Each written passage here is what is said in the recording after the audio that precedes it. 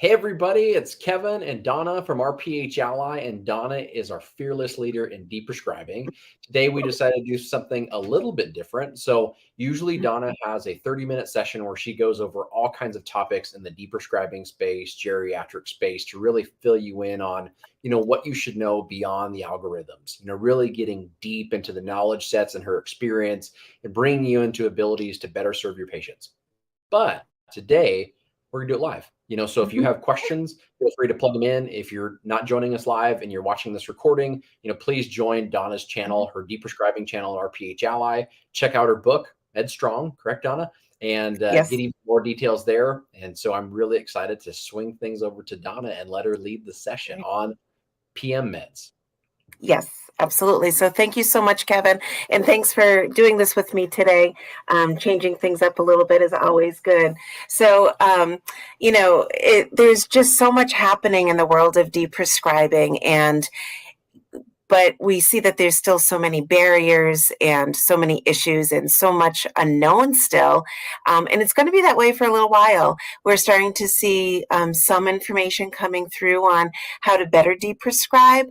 However, we still have a long way to go, and we need each other in order to make this work and to share stories and share content. So today, like I do every week, I want to talk about, my weekly theme topic. And this week, it's all about mostly D drugs and PM drugs and trying to think about deprescribing those.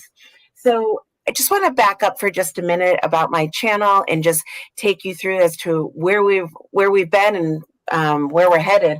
So I've already done a bunch of sessions, start off with polypharmacy and deprescribing just to, get these things under our wings and get them all on the same page.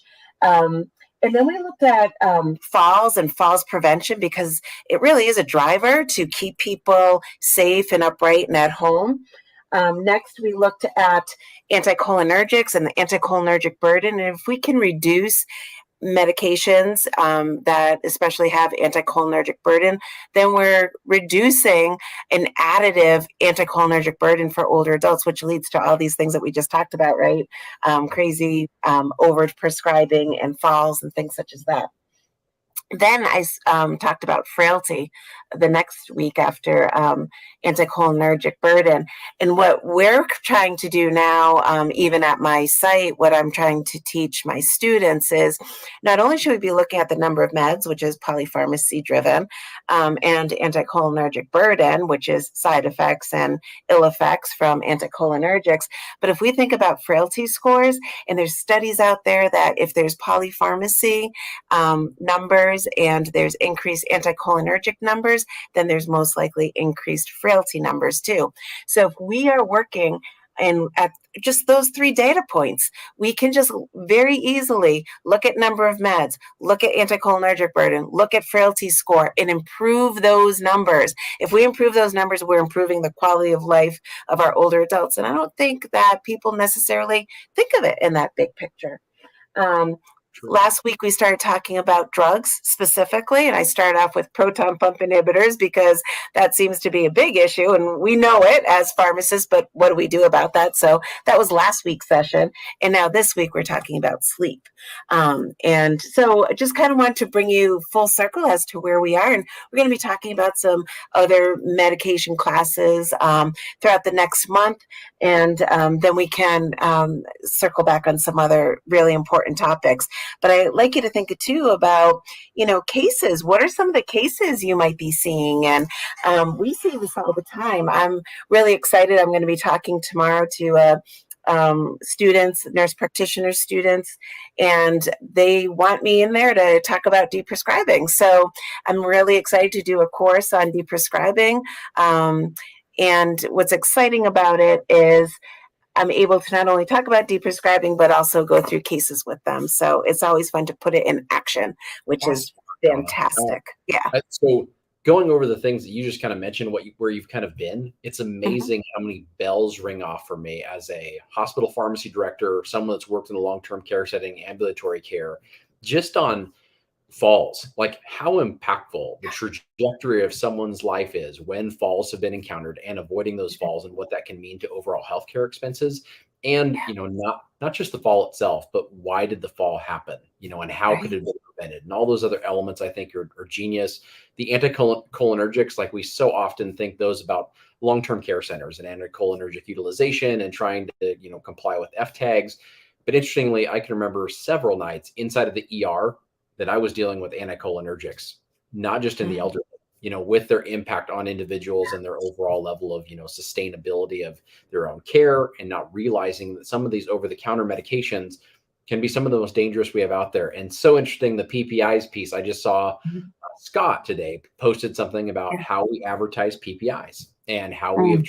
tried to make PPIs just something that we should put in the water, and all the problems that come along with those when it comes to increased fracture risk, decreased vitamin B12 utilization, and all the things that Right. vitamin B12 works with in the body on top of increased, Yeah. likelihood for pneumonia, et cetera, et cetera. So I Yeah. love it. Right? I think the PM meds one, I've just seen several things on melatonin usage in kids and diphenhydramine usage in adults. That what a Mhm. perfect time to talk about this. Yeah, yeah. So we all need to get our Z's, right? And we all know that it's really important that we sleep well. And if we sleep well, then we tend to have a better day, right? So just thinking about how impactful a good night's sleep is. But there's so many things that interfere with people's sleep. But people don't necessarily always want to make those changes, those lifestyle changes, or think that it could be an issue with maybe a new medication that they have been taking, or yeah, or maybe a medication they've been taking for some time. So there's a lot of reasons why we might have um, people losing sleep, basically. So we're going to go through some of those things. So um, and then I also want to talk about the barriers and some of the studies that I was reading about, and how difficult it is for people to give up these medicines. People become very attached to particular medicines, and sleep meds are one of them. And it's not that they're necessarily all addicting, but people think they have to have them in order to be able to sleep because they've been taking them for so long. And really, we shouldn't be taking them for as many weeks, months, years that people have been taking them for. Um, so when we're talking about medicines, just in general, what are some of the medicines that we use to sleep? Well, we use diphenhydramine. It's in the PM meds over the counter. People grab that very easily.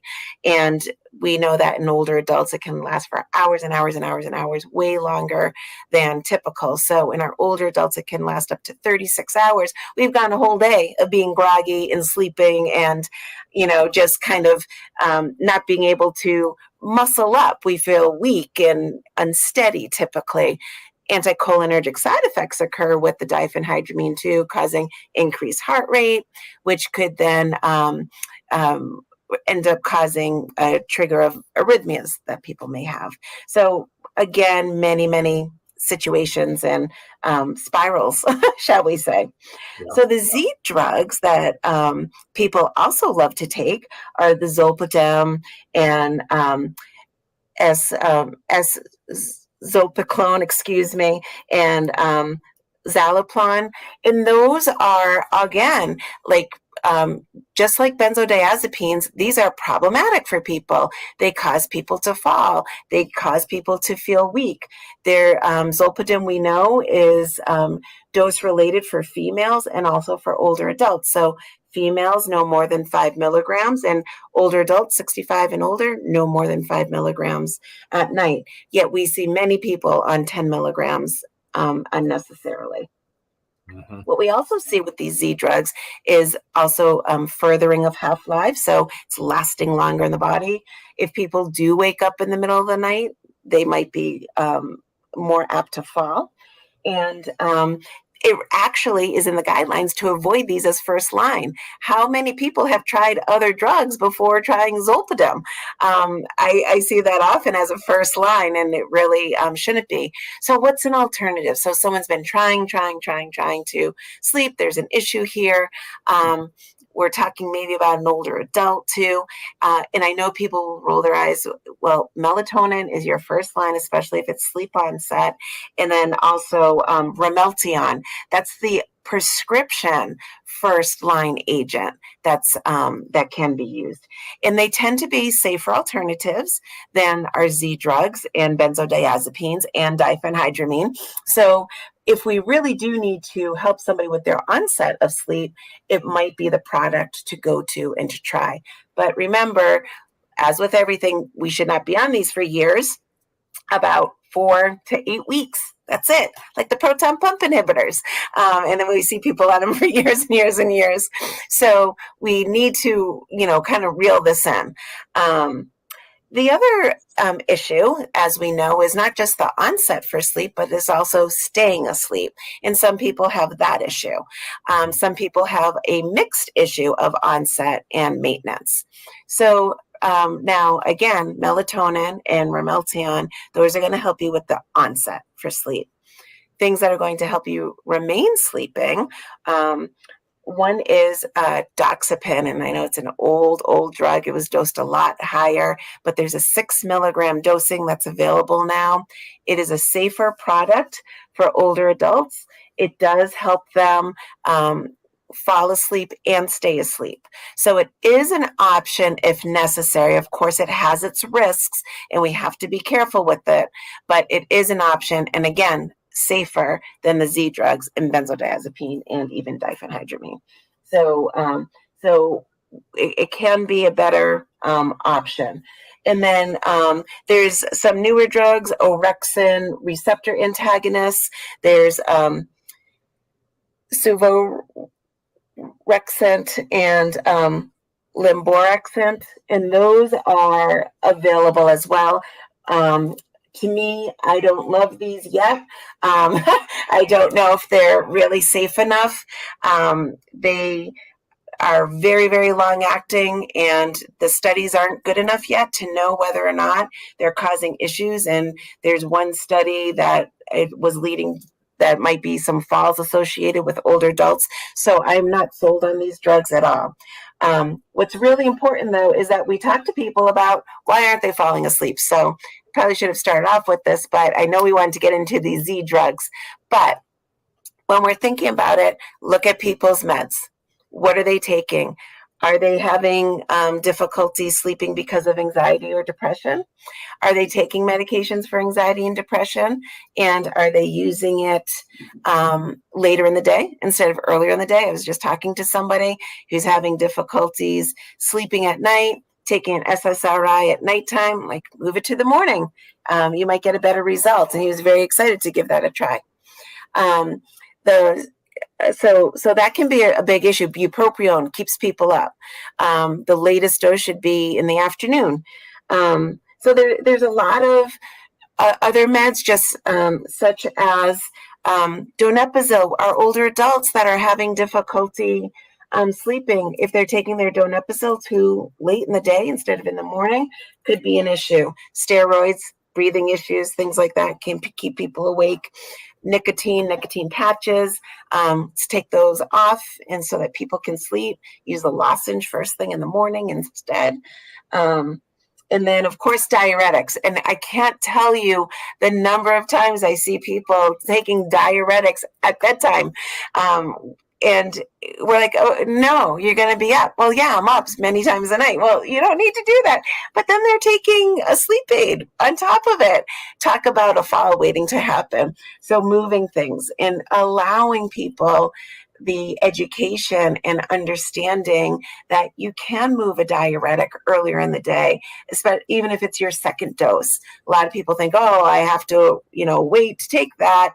And that is one that you can move up and take it, late afternoon, the latest, instead of before bedtime.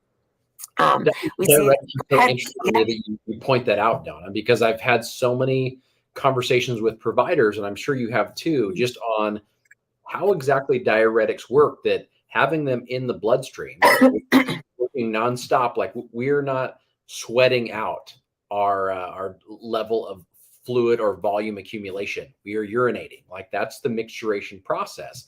And trying to get someone to urinate or void, multiple times during the day, like that is going to bring down volumes overall. And I sometimes think that we just have the mindset of BID means BID. No, it doesn't. We're trying to target something very specific, which is voiding in individuals so they can decrease their volume. And I love that you pointed that out, because way too many patients, you hit it on the head. They're taking their diuretic right before going to bed, and they're just looking like it's BID. So that's twice a day, 8 o'clock in the morning, 8 o'clock at night. Yeah, absolutely. Or they do the other. They stop taking the one before bedtime, and then they end up in the hospital because of a heart failure exacerbation. And we see that too. And that's when we're talking to them about, no, you still need to take it. You just need to move it. So, and even through years and years, people who want to be out early in the morning and doing things, they don't take their diuretics and they don't take it all day. They can take it when they come home in the afternoon too. So people who like to maybe play golf early in the morning, you can still have your life, and we can work with you around those things. So thinking more about these medications that we're really struggling with, and people want to be able to sleep. So what else is causing some problems? And we think about the whole anxiety and depression. Well, maybe we can look at some drugs for that too. It's not a fan favorite of mine, but I do know that people successfully use trazodone to help themselves for sleep, and also to reduce that anxiety, especially if they have anxiety before going to bed. So it can be a very helpful product, and also for and also for depression too. So the other things that we want to think about is people take those PM over-the-counter meds because they're associating with pain too, and they're becoming uncomfortable, or you have cramps, or there's something that just isn't quite right, and it's keeping them restless and awake. Just take pain reliever only. Just take a Tylenol only, and avoid taking any PM, the diphenhydramine with that, so that yes, you will take care of the pain, and hopefully we'll be able to rest. Are you a magnesium fan, Donna? You just mentioned cramping at night and some other things that we can take for individuals. Are you a magnesium, especially magnesium glycine fan? Yeah. So it's interesting you say this. I'm fine with magnesium, but often people take magnesium because they're deficient and they don't realize it. So they've been taking proton pump inhibitors for a long period of time, for a year or more, and their magnesium levels have gone down. So now they are treating with magnesium because they hear, oh, it's good. Magnesium's good for cramps. So, which is fine, but really the root cause is probably the proton pump inhibitors, and we're doing this prescribing cascade. So we're adding on instead of seeing what that root issue is. So I find that can be an issue for people, that it could be that they're deficient because of a particular reason, and that needs to be addressed, especially for arrhythmia purposes and other issues that can occur with low magnesium. So interesting. Yeah. So thinking about some of those things. So I always like to ask people, like, what are you taking over the counter, and what are you self-treating? And it could very well be a side effect of a medication. So those need to be communicated so that we can make certain that we're not causing prescribing cascades for people, and we can really address the problem instead. So I want just to talk for just a couple of minutes about the barriers. And it's really interesting, the barriers of deprescribing, but especially with sleep medications. And there's a lot of different schools of thought. Well, I need sleep, and so I'm going to get sleep, and so I'm going to take this because that's the only way I'm going to sleep. And people don't think about, changing their diet a little bit, reduce their coffee intake and their chocolate intake and other stimulants later in the day. Maybe exercise during the day so that you tire out. Don't take a nap during the day, and and then you'll be able to sleep better at night too. So various things that we can be doing, even computers or the books that people have, the Kindles and things such as that, where that blue light is coming through and it's keeping them awake. It's great that people have provided like these wonderful electronics for, their family members to read a book and to be able to buy these books and get them to them very easily. But you could be keeping grandma up at night. Because of the blue light. So something else that we need to be aware of, and some people are very sensitive to that. So those are things that we can be doing in order to take care of ourselves in hopes that we're able to sleep better. The other thing is therapy. We might need to speak to somebody, especially if we're anxious or depressed, especially around later in the day or sleeping time. It can be an issue, but it can be talked through through behavioral cognitive therapy and get the help that you need so that you can not necessarily need medications. That whole behavioral medicine can be very helpful for folks in making better lifestyle opportunities for them, with sleep being one of them. The other thing is that sometimes older adults are agitated, especially if they're suffering from Alzheimer's, and this whole agitation can be disruptive, especially for sleep. Sleep cycles are off for people with Alzheimer's. So sometimes what we need to do is to use various therapies, and it could be trying to work with, in believe me, I know it's difficult, but working with people who become agitated during the day to maybe try music therapy or prayer therapy or something of that sort to help calm them.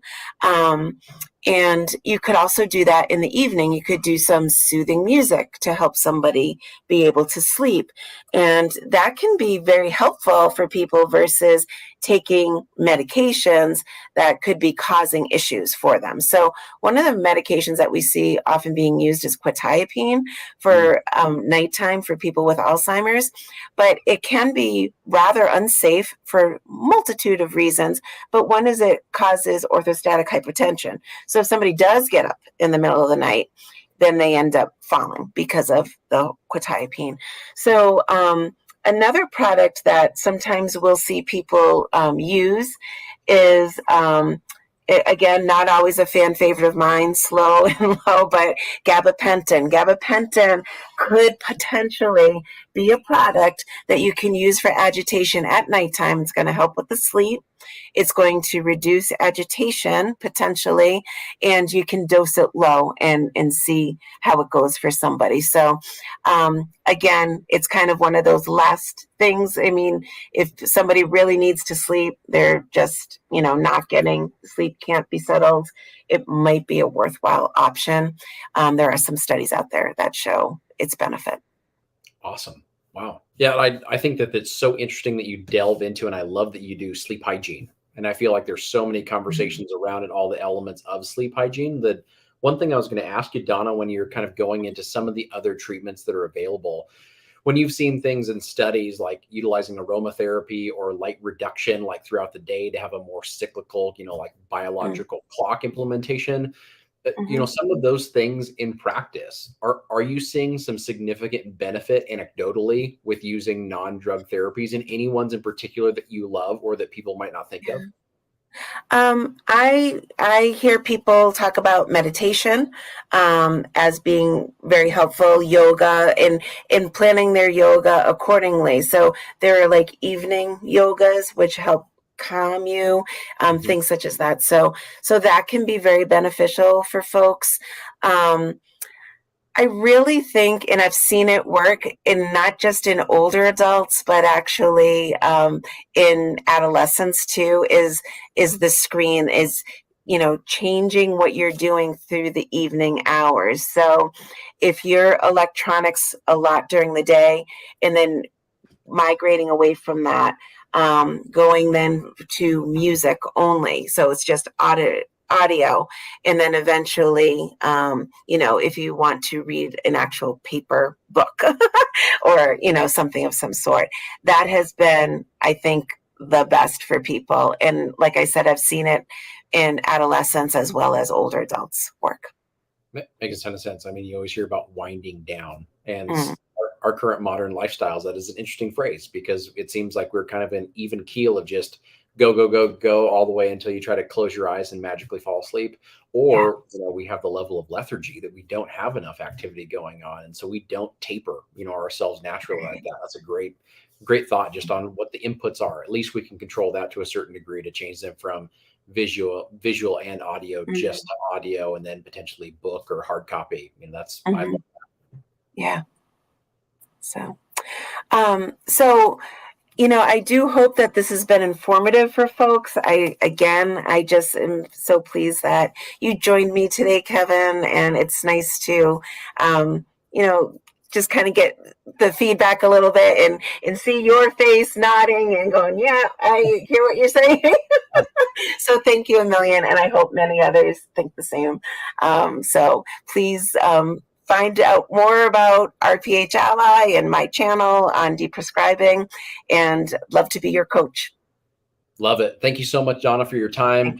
Like Donna was saying, go to rphally.com, have all your registration information ready for your licensure if you're a pharmacy technician or pharmacist, and then go and find Donna's channel on Deprescribing. She puts out tons of great content for you just to be able to understand it to a better level, regardless of your kind of care setting, if you're a hospital, ambulatory, a consultant in general.